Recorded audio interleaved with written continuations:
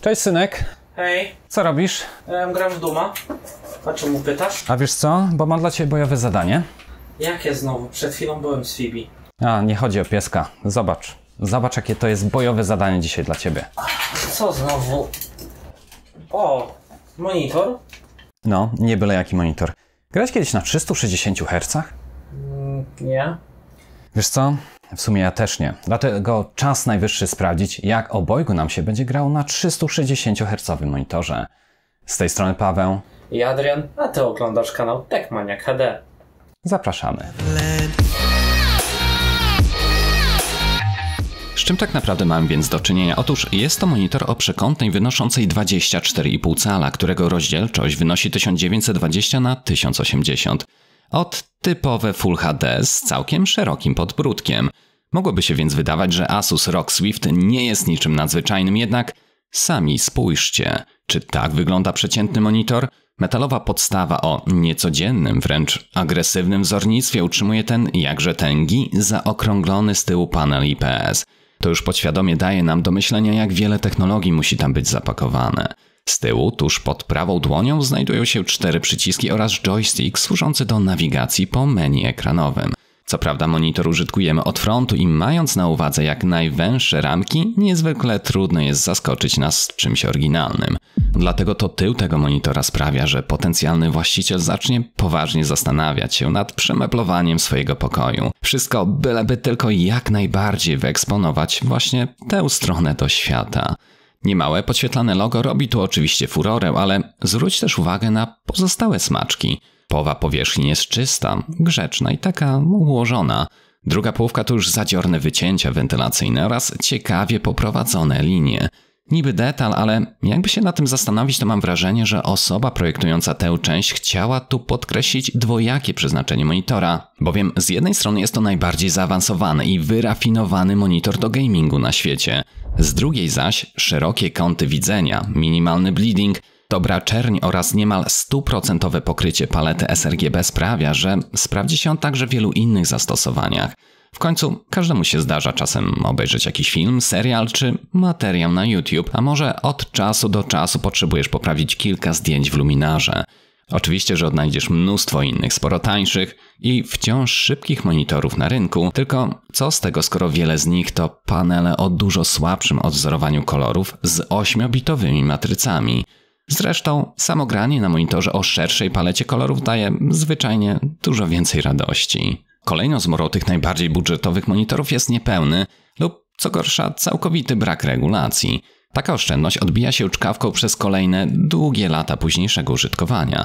Każdy sensowny monitor powinien mieć możliwość dostosowania wysokości oraz odchylenia. Jest to absolutna podstawa ergonomii i zachowania prawidłowej pozycji przy biurku. Z kolei obrócenie ekranu o 90 stopni jest niezwykle ciekawym i pomocnym featurem do przeglądania internetu, bądź w przypadku wykonywania określonych zadań. W temacie złączy jest tu ubogo, choć to całkowicie normalne w przypadku monitorów przeznaczonych głównie do gamingu. Mamy tu DisplayPort wersji 1.4 oraz HDMI 2.0, chociaż te będzie służyło tylko opcjonalnie, w razie potrzeby podłączenia konsoli. Bowiem aby skorzystać z tego prawdziwego Nvidia G-Sync oraz 360 Hz, musimy podłączyć komputer właśnie przez złącze DisplayPort. Odnajdziemy tu także wyjście słuchawkowe oraz 2 porty USB typu A. To czerwone jest wręcz magiczne, ale do tego jeszcze powrócimy. Moglibyśmy omawiać ten monitor jeszcze przez dłuższą część tego materiału, ale na kanale Morele TV jest już naprawdę pięknie opracowana recenzja Stilgara, który wyczerpał ten temat jak nikt inny. Więc jeżeli rozważasz zakup tego monitora, to naprawdę warto zerknąć później do jego materiału. Link umieszczę w opisie poniżej. Jednak to, co mnie interesuje osobiście najbardziej w tym monitorze, to kwestia tych całych wspaniałych, mistycznych i tajemniczych 360 Hz. Otóż, jak sami pewnie sobie zdajecie sprawę, zdania na ten temat są dosyć mocno podzielone i sam, kogo bym nie zapytał, to uzyskuję inne odpowiedzi. Inne w zależności od tego, z jakiego monitora te osoby po prostu korzystają. Ci, którzy na co dzień grają na 134 Hz, twierdzą, że to właśnie takie odświeżanie zapewnia im ultrapłynną rozgrywkę i nie potrzebują w sumie niczego więcej do szczęścia. Za to osoby posiadające 230 Hz matryce odpowiadały mi, że różnica między 144 a 240 Hz jest widoczna gołym okiem. I to właśnie ten wzrost odświeżania daje im zauważalną przewagę w czasie rozgrywki. Jednakże w zasadzie co bardzo zabawne w całym tym wszystkim, to właśnie też te same osoby od 240 Hz monitorów zapewniały mnie, że to właśnie te 230 Hz jest tym wspaniałym limitem, tak zwanym słodkim punktem. Bo Paweł, 360 Hz? Po co ci to? Przecież ghosting, rozmycie matrycy, a przede wszystkim twoje oko i tak tego nie zauważy. I wiecie co? Byłem w stanie im uwierzyć niemal na słowo. Co prawda w kwestii ghostingu i rozmycia Asus broni się mocno technologią Fast IPS, która to pozwoliła na blisko 4-krotnie krótszy czas reakcji względem tradycyjnych paneli. Ale skupmy się może na razie tylko na jednym. Widać, czy nie widać tej różnicy? Tak więc z bąbelkiem ogrywaliśmy na przemian kilka bardziej e-sportowych tytułów, a że oboje raczej gustujemy w grach strategicznych i ekonomicznych, to naprawdę słabo nam idzie we wszelkiej maści strzelankach, więc musicie nam to wybaczyć. Mimo tego wspieraliśmy naszych jak tylko możemy, przejmując na siebie wszelkie kule już w pierwszych sekundach rozgrywki, co pozwoliło innym z drużyny taktycznie zaskoczyć tych atakujących.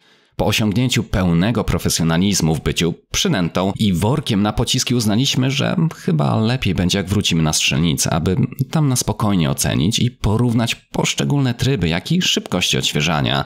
Przez kolejne kilka dni, kiedy tylko było to możliwe, nabieraliśmy coraz to większej wprawy, wielokrotnie przeskakując pomiędzy 60, 120, 240, no i oczywiście 360 Hz. Te doświadczenia mocno wpłynęły na nasze postrzeganie poszczególnych prędkości odświeżania i z przykrością stwierdziliśmy, że 60-hercowy monitor w żadnym razie do tego typu rozgrywki się po prostu nie nadaje. Gra jest nie tylko męcząca, ale schodząc ze 120 na te 60 Hz wydaje się wręcz niegrywalna. Z kolei przeskoczenie z 60 na 120 Hz daje oczywiście najwyższy wzrost odczuwalnej płynności. Spójrzcie zresztą na wykres przedstawiający czas odświeżania kolejnych klatek. Przy standardowych 60 Hz nową klatkę widzimy niemal co 17 milisekund. W grze akcji jest to cała wieczność. 120 Hz skraca ten czas dokładnie o połowę. Widzimy, że im wyższa szybkość odświeżania, tym czas dostarczenia kolejnej klatki obrazowej trwa krócej. Jednak nie da się tego skracać o tak w nieskończoność i im wyższa częstotliwość odświeżania ekranu, tym skrócenie tego czasu staje się coraz to mniej dostrzegalne. Tak więc przejście z 60 na 120 Hz sprawia, że nową klatkę widzimy dokładnie o 8,33 milisekundy częściej. Przeskakując z monitora 120 na 230 Hz, czas skraca się o kolejne 2,27 milisekund. Przechodząc z 240 na ultra szybkie 360, to nowe klatki będziemy już widzieć zaledwie o 1,39 milisekundy szybciej. No to teraz bez owijania w bawełnę. Czy 360 Hz jest faktycznie przerostem formy nad treścią? I czy mogą ją dostrzec jedynie profesjonalni gamerzy? No co mogę rzec? Wprawy w strzelankach, zresztą jak sami pewnie widzieliście, absolutnie nie ma. Tym samym moje oko nie jest wyćwiczone. Ale to, co ogromnie mnie zaskoczyło w tym wszystkim, to fakt, że nawet jak dla mnie zmiana z 240 na 360 Hz jest po prostu od tak najnormalniej w świecie widoczna. Aczkolwiek w żadnym razie nie jest to aż tak drastyczny przeskok jak pomiędzy 60 a 120. Powiedziałbym, że jest po prostu płynniej. Lecz trudno mi powiedzieć, czy każdy z Was będzie w stanie to dokładnie w ten sam sposób zauważyć i odczuć. A ze względu na ograniczenia YouTube i, jakby nie patrzył, różnorodności Waszych wyświetlaczy, to nie jestem w stanie tego pokazać w stosunku 1 do 1. Natomiast to, co mogę zrobić, to spowolnić obraz, aby pokazać Ci dokładnie, o co w tym wszystkim chodzi. Ustawiłem więc kamerę na wyświetlacz monitora i nagrałem kilka takich testów. Pierwszy przedstawia przesuwanie mapy w grze Dota 2. Tutaj widzimy, jak drastyczna różnica jest pomiędzy 60 a 360 bramkami obrazowymi. Jeżeli przeskoczymy do porównania ze 120 klatkami, łatwo zrozumieć, dlaczego tak wielu graczy nie chce tknąć normalnego monitora nawet 2-metrowym kijem. 60 a 120 to niesamowity przeskok. Tak na szybko jeszcze sprawdziłem, jak wyglądają pośrednie odświeżania. 144 oraz 165 klatek na sekundę. Jest odpowiednio lepiej, lecz jak wiemy, batalia toczy się pomiędzy 240 a 360 klatek. Na zarejestrowanym materiale widzimy, że różnica, choć subtelna, oczywiście istnieje. Lecz czy zastanawiałeś się kiedykolwiek, dlaczego telefony z wyższym odświeżaniem wydają się o wiele szybsze i takie bardziej responsywne? Otóż cały plik polega właśnie na płynności animacji. Ten sam efekt możesz uzyskać na komputerze. Wszelkie animacje, czy jak tutaj, coś tak oczywistego jak przewijanie zdjęcia w Windowsie wygląda zupełnie inaczej. Bez dwóch zdań, im więcej klatek, tym lepiej, ale i w realu 360 wciąż wygląda ostrzej niż 240. Omówiliśmy Dotę 2, to brzydko by było nie wspomnieć o LoLu. Tym razem test odbijający się od krawędzi mapy. No i ponownie to samo. Nawet w takiej grze 60 klatek wygląda po prostu koszmarnie. 120 o wiele lepiej, ale co by nie było, to nawet między 240 a 360 też jest jakaś różnica odnotowana przez nasze oko i podkreślam, że przez nasze oko. Bowiem przyglądając się temu testowi na monitorze wcale nie musiałem się niczego na siłę dopatrywać. Zestawienie dwóch szybkości klatek jedna przy drugiej rzeczywiście jest od tak widoczne gołym okiem. Co prawda fanem Fortnite nie jestem, ale testowanie tego tytułu jest po prostu bardzo wygodne. Chyba nie muszę nikogo dalej przekonywać, jak źle się gra na 60 klatkach. Oczywiście osoby mające dzisiaj 60 Hz monitor są do tego przyzwyczajone, ale w momencie, jeśli od tak przeskoczą na 120 Hz, to no cóż, nigdy nie będą chciały wrócić. Nikogo też nie zdziwi fakt, że 240 Hz wygląda tu naprawdę płynnie. Ale to dopiero 360 odświeżeń na sekundę jest istnym masełkiem dla naszych oczu.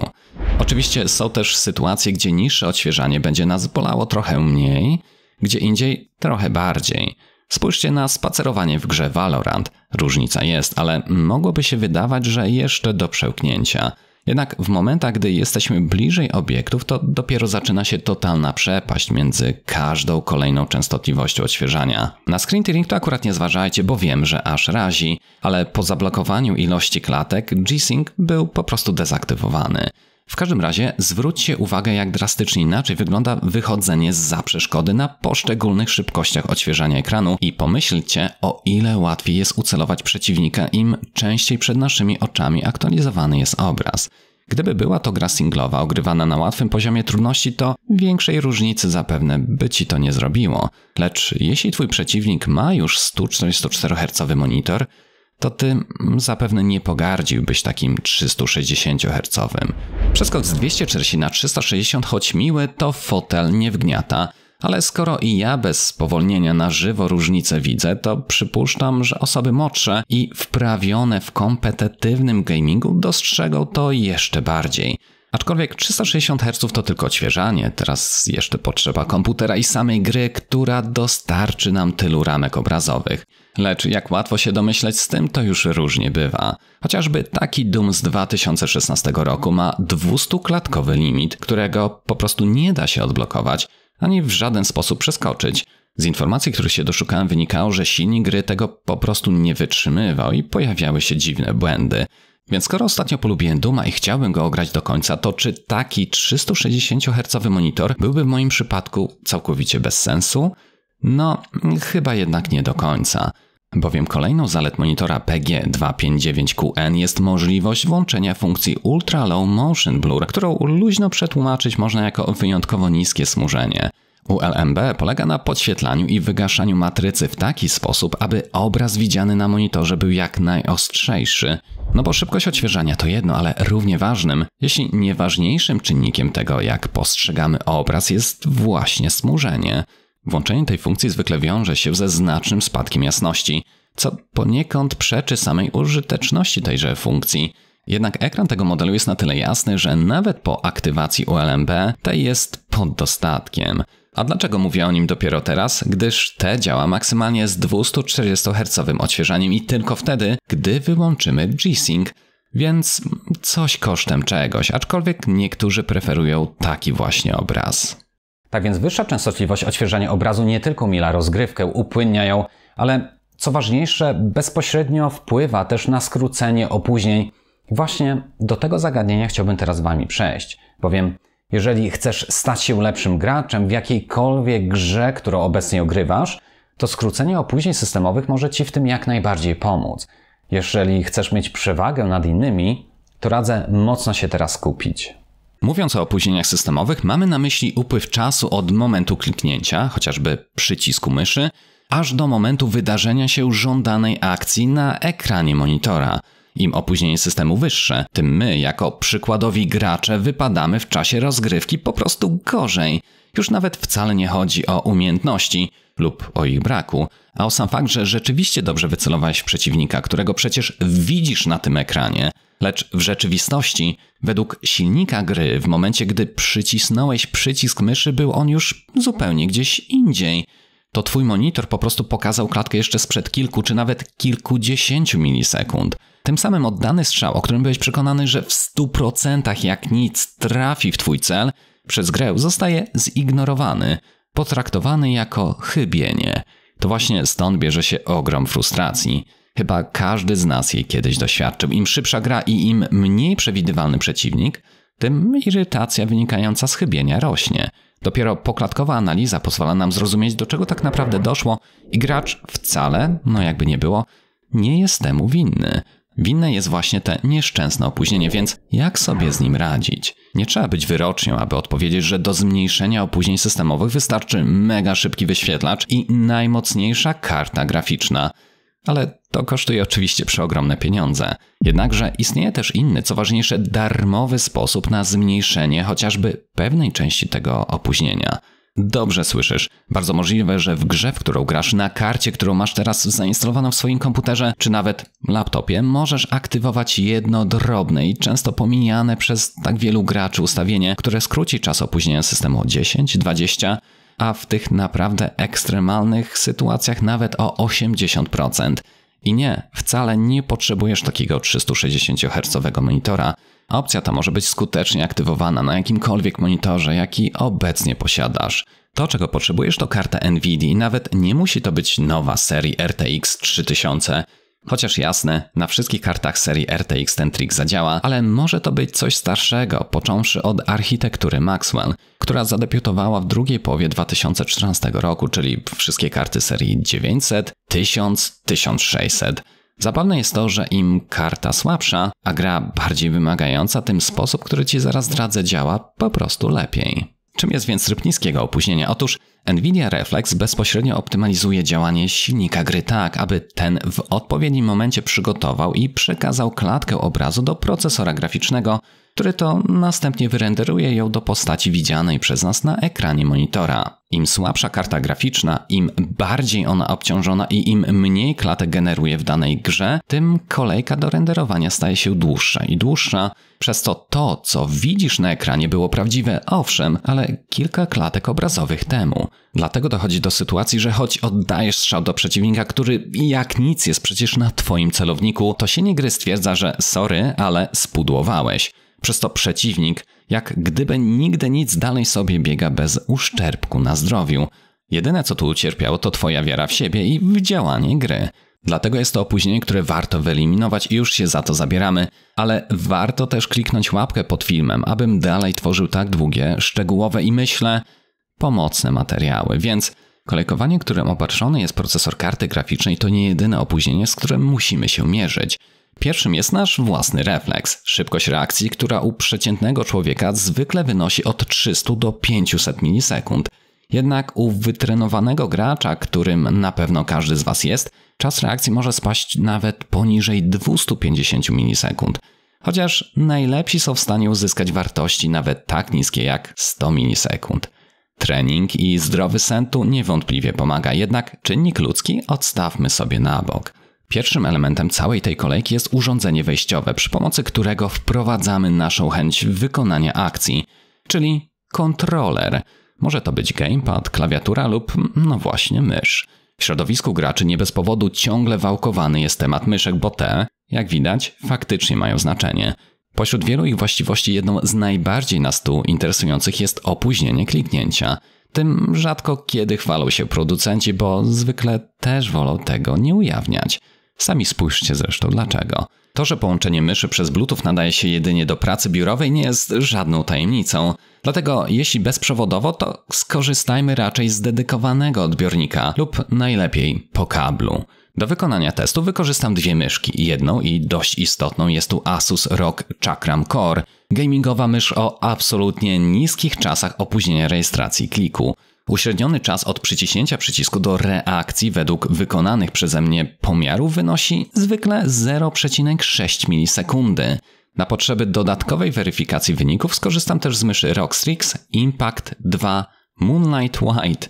Ten model to istny biały kruk. Z kolei Chakram Core bez większego problemu odnajdziecie w polskich sklepach. Link do aktualnych i najniższych cen, jak zwykle do wszystkiego odnajdziesz w opisie poniżej. Lecz wracając do interesującego nas tu zagadnienia, kolejnym na linii byłoby opóźnienie sieciowe, o ile gramy online, a następnie w ogólnym pojęciu opóźnienie gry.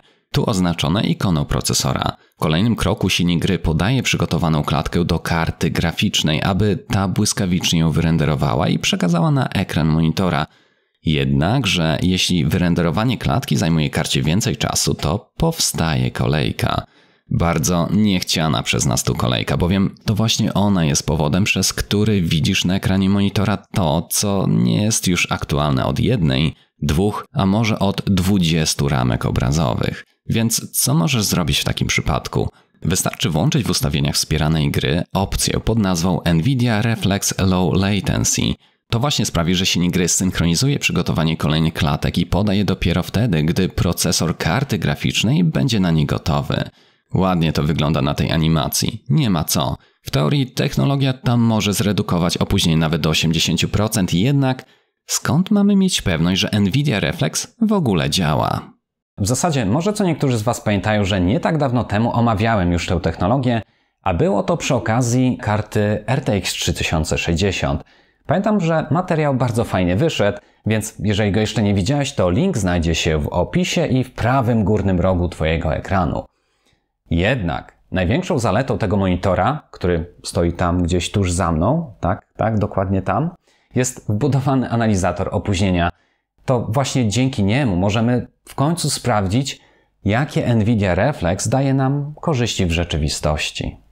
Monitor, z którego korzystałem w tym materiale, dostępny jest w dwóch opcjach, tańszej i droższej. Asus PG259QN to wersja podstawowa właśnie tego wyświetlacza. Ma w zasadzie wszystko to, czego potrzebujesz do rozgrywki na najwyższym poziomie. Z kolei ten z literą R na końcu nazwy modelowej to wersja droższa. Różni się ona dodatkowym uchwytem do przymocowania monitora do biurka czy do stołu oraz tym, co interesuje nas tu najbardziej – wbudowanym analizatorem do pomiaru opóźnień. Jeszcze do niedawna, aby móc przeprowadzić pomiar od kliknięcia do wykonania akcji na ekranie monitora, niezbędna była ultra szybka kamera. Rozwiązanie to jest niezwykle drogie i, co by nie było, niepraktyczne, lub odpowiednie narzędzie zwane LDAT, ale te trafiło relatywnie do niewielu osób i niezwykle trudno je odkupić. Natomiast monitor z wbudowanym, precyzyjnym analizatorem współpracującym z nakładką NVIDIA kupisz bez problemu, co oczywiście jak zwykle sprawdzisz w opisie pod filmem. Co ważne, analizator wbudowany w monitor jest zdecydowanie prostszy w obsłudze. Zamiast mocowania czegoś na gumce i przysłaniania sobie obrazu, wystarczy w odpowiednim miejscu umieścić kwadracik, na przykład tam, gdzie dochodzi do rozbłysku z lufy. Jeżeli dojdzie do nagłej zmiany jasności pikseli w tym wyznaczonym polu, czyli chociażby podczas wystrzału broni, to monitor z dokładnością do 0,1 milisekundy wyświetli czas, jaki upłynął od momentu kliknięcia myszy do reakcji na monitorze. Proste, ale genialne jednocześnie. Aby pomiar w ogóle był wykonany, to myszka musi być podłączona właśnie do tego jednego czerwonego gniazda USB w monitorze, o którym wspominałem wcześniej. Na tej podstawie monitor dostaje impuls, że przycisk myszy został wciśnięty. Impuls z niej przemierza dalej drogę z monitora do komputera. Tam jest rejestrowany przez silnik gry, przeprocesowany oraz zmieniony w wykonanie pożądanej akcji. Przygotowana klatka obrazowa silnika gry trafia do procesora karty graficznej, aby ta wykonała część swojej pracy i dopiero wtedy wygenerowany sygnał przewodem DisplayPort trafia na ekran monitora, a ten informuje, ile cały ten proces zajął czasu. Chociaż to, co tu opisane, jest i tak dosyć mocno uproszczoną wersją wszystkich zachodzących procesów. No ale nie przynudzajmy za długo i skorzystajmy z dobrodziejstwa, którym jest wbudowany analizator. Sprawdźmy wreszcie, jakie korzyści uzyskamy po włączeniu redukcji opóźnienia. Przetestowałem kilka ze wspieranych gier, chociażby takich jak Cursed. Jest to darmowy Battle Royale. Jeżeli nie lubicie Fortnite'a za cukierkową, bajkową wręcz oprawę, to jest to jakaś alternatywa. Aktywacja technologii Reflex skróciła opóźnienie systemowe o 23%, czyli z 37 zeszliśmy blisko na 21 milisekund. Jest to dość zauważalna różnica, chociaż klatki spadły o 6%. A skoro już wspomniałem o Fortnite, to i tu każdy posiadacz słabszej karty graficznej powinien poważnie rozważyć włączenie w opcjach omawianej technologii obniżenia opóźnienia. Ta prosta czynność na testowanym RTX 2060 zredukowała średni czas reakcji blisko z 50 na 28 milisekund. Zysk ten jest tak duży, że bez trudu zauważalny gołym okiem. Zaskakujące jest również to, że w tym przypadku aktywacja Reflex podnosi ilość generowanych klatek obrazowych, gdzie normalnym jest minimalne ich obniżenie. Ale właśnie, tryb Boost już redukuje tę ilość i to zauważalnie. Im mniejsze wymagania gry, tym zysk z aktywacji Reflex niższy. Dlatego włączenie redukcji opóźnienia w Rainbow Six Siege jest praktycznie niezauważalne. Obciążenie procesora graficznego, jak i ilości klatek znajduje się w granicach błędu pomiarowego, a samo opóźnienie zmniejszyło się zaledwie o 3%.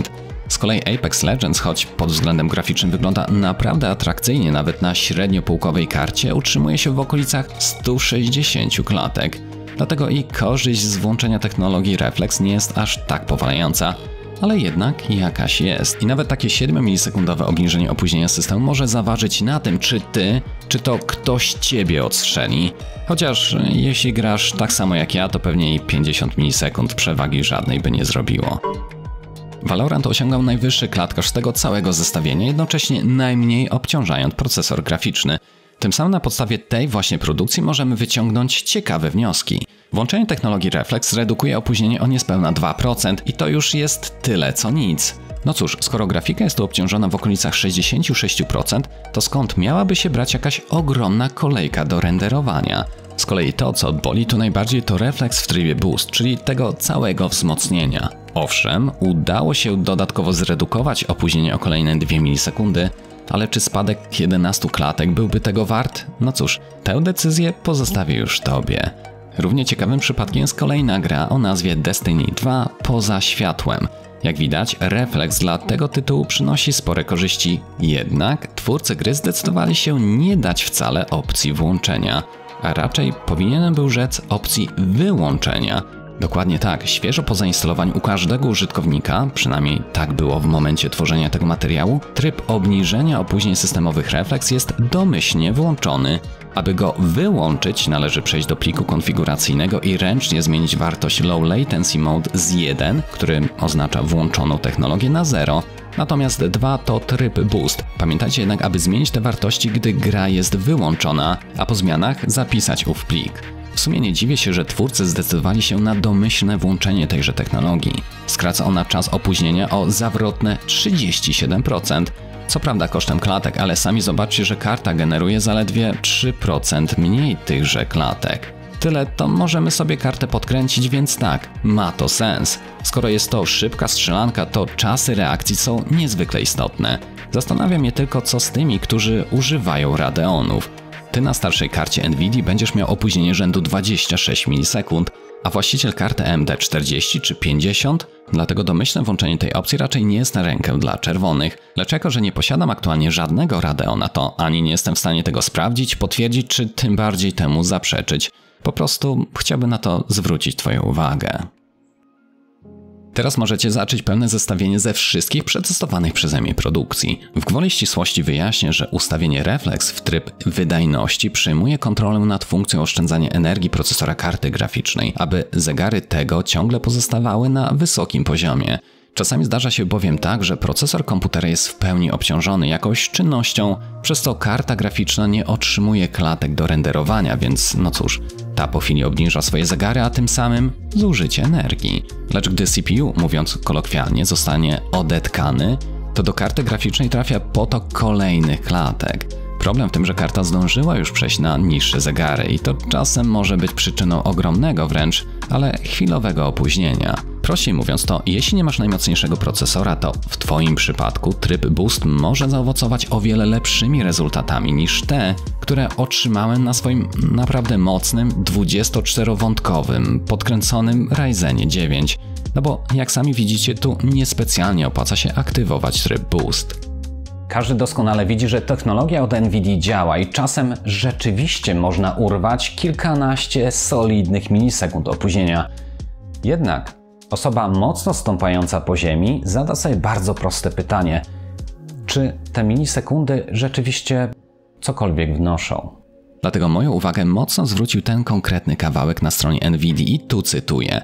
Wyniki badań NVIDIA wykazały, że nawet niewielkie różnice w opóźnieniach systemu pomiędzy 12 milisekund a 20 milisekund mogą mieć znaczący wpływ na skuteczność celowania. W rzeczywistości średnia różnica w ukończeniu celowania, czyli tego czasu potrzebnego na namierzenie i oddanie strzału do celu, między komputerami z opóźnieniami tych 12 milisekund i 20 milisekund wynosiła 182 milisekundy, czyli prawie 22 razy więcej niż różnica w opóźnieniach systemu. Aby wyrobić sobie pojęcie, biorąc pod uwagę ten sam poziom trudności celu na serwerze Valorant lub CSGO ze 128 taktami na sekundę, Twoje strzały będą trafiać w cel średnio o 23 takty wcześniej na komputerze z 12 milisekundami opóźnienia. Jednak większość graczy prowadzi rozgrywkę na komputerach z opóźnieniami rzędu 50 czy 100 milisekund. Więc tak, moi drodzy, podczas prawdziwej rozgrywki nawet te drobne skrócenie czasu opóźnienia przeradza się dalej w dość znaczącą przewagę. Jest to tak zwany efekt kuli śnieżnej. Czy jest to fair? No, trudno powiedzieć, bo skąd masz pewność, że osoba po drugiej stronie serwera nie ma już włączonego refleks w menu gry? Bardzo możliwe, że ma i dlatego obrywasz częściej niż powinieneś. W końcu, tak jak powiedziałem wcześniej, technologia działa nawet na naprawdę starszych kartach NVIDII i jest, no cóż, darmowa. Natomiast, jak doskonale już wiesz, refleks nie jest wspierany jeszcze w każdej grze. W zasadzie jest ich stosunkowo niewiele. Jednak jeśli wejdziesz do zarządzania ustawieniami 3D, to odnajdziesz tam tryb niskiego opóźnienia. Co prawda nie ma pełnej kontroli nad potokiem renderowania, ale zawsze jest to jakaś alternatywa. Możesz to ustawienie tak zostawić na stałe i będzie ono działało już z każdą grą.